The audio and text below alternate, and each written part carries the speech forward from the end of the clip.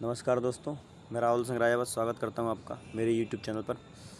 दोस्तों, जैसे कि हम चैप्टर पढ़ रहे थे नियंत्रण एवं समन्वय, तो ये हमारी लास्ट क्लास है इस चैप्टर की, है ना। तो आज हमको जो पढ़ना है वो हार्मोन्स, मेल हार्मोन्स के बारे में पढ़ेंगे और कुछ आयोडीन के महत्व और मधुमेह, और ये लास्ट दो तीन टॉपिक रहेंगे जो आज हम क्लास में ख़त्म कर लेंगे, ठीक है ना। तो आइए, तो मैं सबसे पहले हमारा जो रह गया था हमारा ह्यूमन जो जंतु हार्मोन है उनको पढ़ना था। तो पहला जंतु हार्मोन होता है थायरॉक्सिन। क्या होता है? थायरॉक्सिन। ये हार्मोन थायराइड ग्रंथि द्वारा स्थापित होता है। कौन सी ग्रंथि द्वारा होता है? थायराइड ग्रंथि द्वारा। तो ये कहाँ पर पाई जाती है दोस्त? तो ये पाई जाती है आपके गले में। कहाँ पर होती है? गले में। और इसी ग्रंथि का एक नाम और होता है, इसे बोलते हैं अवटु ग्रंथि। क्या बोलते हैं? अवटु ग्रंथि। लगाए थायराइड गर्दन गले के क्षेत्र में स्थित होती है। यह कार्बोहाइड्रेट, वसा, प्रोटीन, चयापचय को नियंत्रित करती है। चयापचय नहीं होगा यहाँ पर, उपापचय होगा। क्या होगा? उपापचय को। किसको नियंत्रित करती है? उपापचय को नियंत्रित करती है। कौन? आपकी थायरॉक्सिन ग्रंथि। और इसी का नाम क्या है? अवटु ग्रंथि होती है। अगला है वृद्धि हार्मोन। तो ये कहाँ से निकलता है? ये पीयूष ग्रंथि से निकलता है। और पीयूष ग्रंथि को हम क्या बोलते हैं? मास्टर ग्रंथि बोलते हैं। क्या बोलते हैं? क्योंकि यही ग्रंथि क्या करती है आपकी शरीर की बाकी सभी ग्रंथियों को कौन कंट्रोल करता है? तो आपकी पीयूष ग्रंथि कंट्रोल करती है। इसीलिए हम क्या बोलते हैं? इसे मास्टर ग्रंथि बोलते हैं। क्या बोलते हैं? मास्टर ग्रंथि। परंतु एक ग्रंथि ऐसी भी है जो कि पीयूष ग्रंथि को नियंत्रित करती है, और वो होती है हाइपोथैलेमस। क्या होती है? हाइपोथैलेमस ग्रंथि। और इसीलिए हाइपोथैलेमस ग्रंथि को मास्टर ऑफ मास्टर कहते हैं। क्या कहते हैं? Master of master. यह ग्रंथि मध्य मस्तिष्क में स्थित होती है। कहाँ पर होती है? मध्य मस्तिष्क में स्थित होती है। ये वृद्धि और विकास को नियंत्रित करती है। किसको नियंत्रित करती है दोस्त? आपकी वृद्धि और विकास को नियंत्रित कौन करेगा? आपका वृद्धि हार्मोन करता है, जो कहाँ से निकलता है? पीयूष ग्रंथि से। अगला है एड्रेनालिन हार्मोन। कौन सा? एड्रेनालिन। ये कहाँ से निकलता है? एड्रेनल द्वारा निकलता है। एड्रेनल ग्रंथि दोनों गुर्दों के ऊपर स्थित होती है। कहाँ पर होती है? गुर्दों यानी लीवर, सॉरी गुर्दे नहीं, किडनी के ऊपर होती है। कहाँ पर होती है? किडनी। यह रक्तचाप बढ़ाना, दिल की धड़कन, कार्बोहाइड्रेट उपापचय आपातकाल के दौरान को नियंत्रित करता है। तो किस किस को? दिल की धड़कन को नियंत्रित करता है, रक्तचाप को नियंत्रित करता है, और उपापचय को नियंत्रित, कार्बोहाइड्रेट की उपापचय को नियंत्रित करता है। ठीक है। अगला है इंसुलिन हार्मोन। ये हार्मोन अग्नाशय से निकलता है। कहाँ से निकलता है? अग्नाशय द्वारा स्थापित होता है। अग्नाशय पेट के नीचे स्थित होता है। यह शर्करा स्तर को कम करता है और नियंत्रित करता है।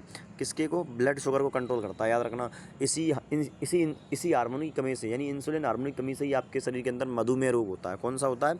तो मधुमेह रोग होता है। अगला बात करते हैं सेक्स हार्मोन। तो देखो, जो सेक्स हार्मोन होते हैं ये दोनों मेल और फीमेल दोनों में अलग अलग होते हैं। मेल की बात करूँ तो मेल में टेस्टोस्टेरोन हार्मोन होते हैं। ये हार्मोन वृषण द्वारा स्रावित होते हैं। किसके द्वारा होते हैं? वृषण यानी टेस्टिकल्स द्वारा बनते हैं। यह वृषण जननांग क्षेत्र में स्थित होते हैं, और इसके परिवर्तन यौन अवस्था, यौवन यानी यौन परिपक्वता के साथ जुड़े होते हैं। किसके साथ जुड़े होते हैं? यौन परिपक्वता, मतलब कोई जब एडल्ट व्यक्ति हो रहा होता है तो तभी ये हार्मोन जो है ज़्यादा एक्टिव होते हैं। देखा है, महिला में एस्ट्रोजन हार्मोन। महिलाओं में कौन से होते हैं? तो एस्ट्रोजन। ये हार्मोन अंडाशय द्वारा स्थापित होते हैं। किसके द्वारा होते हैं? तो अंडाशय द्वारा स्थापित होते हैं। अंडाशय पेट के निचले हिस्से में स्थित होता है। इसके परिवर्तन यौवन के साथ जुड़े होते हैं। किसके साथ जुड़े होते हैं? इसके परिवर्तन किसके? यौवन के साथ। मतलब आपके अंदर जो बड़े होने के साथ साथ जो आपके अंदर फीमेल और मेल कैरेक्टरिस्टिक्स आते हैं, तो वो टेस्टोस्टेरोन और एस्ट्रोजन के तहत आते हैं। ठीक है। आइए बात करते हैं आयोडीन का महत्व। तो आयोडीन का महत्व, आयोडीन युक्त नमक आवश्यक है, क्योंकि आयोडीन खनिज थायराइड ग्रंथि द्वारा स्रावित थायरॉक्सिन हार्मोन का आवश्यक हिस्सा है। थायरॉक्सिन कार्बोहाइड्रेट, वसा, प्रोटीन का चयापचय को नियंत्रित करता है, उपापचय को नियंत्रित करता है। इसकी कमी से ही गोइटर रोग यानी गर्दन में सूजन होती है। तो आपसे पूछा जाएगा कि किस किस किस किसकी वजह से गोइटर रोग होता है? तो आप बताएंगे सर आयोडीन की कमी से गोइटर रोग होता है। समझ में आया कि नहीं आया? ठीक है। अगला है मधुमेह। कौन सा रोग? मधुमेह, यानी जिसको इसी को हम बोलते हैं डायबिटीज़। क्या बोलते हैं? डायबिटीज़।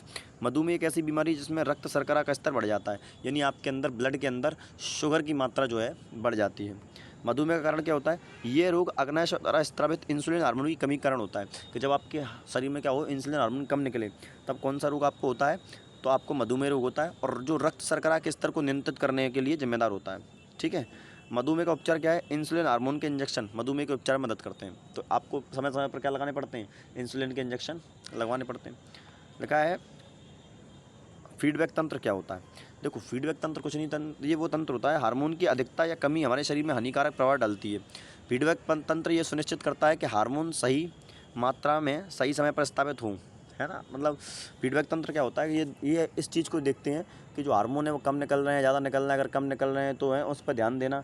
तो फीडबैक तंत्र यही चीज़ देखता है कि कहाँ पर हार्मोन कम निकल रहे हैं, कहाँ पर हार्मोन ज़रूरत से ज़्यादा निकल रहे हैं। उदाहरण की रक्त में शर्करा स्तर को नियंत्रित करने के लिए फीडबैक तंत्र इस प्रकार काम करता है। जैसे मान के चलो शुगर लेवल आपके ब्लड में शुगर की मात्रा बढ़ गई तो क्या होगा, अब detected by cell of pancreas, तो इसको है ना पेनक्रियास के सेल के द्वारा पता लगाया जाएगा।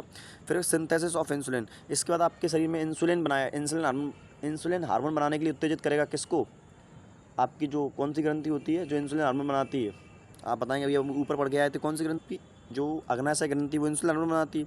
तो ये अब सिंथेसिस मतलब होता है इंसुलिन हार्मोन का बनना। तो इंसुलिन हार्मोन बनाने के लिए ऑर्डर देगी कौन, और इंसुलिन हार्मोन बनाया जाएगा कहाँ से, आपके अग्नाशय से द्वारा। अग्नाशय ग्रंथि क्या करेगी, अब आपका इंसुलिन हार्मोन बनेगी, क्योंकि उसे पता पड़ गया कि इंसुलिन हार्मोन की कमी हो रही है और ब्लड में शुगर की मात्रा ज़्यादा हो रही है।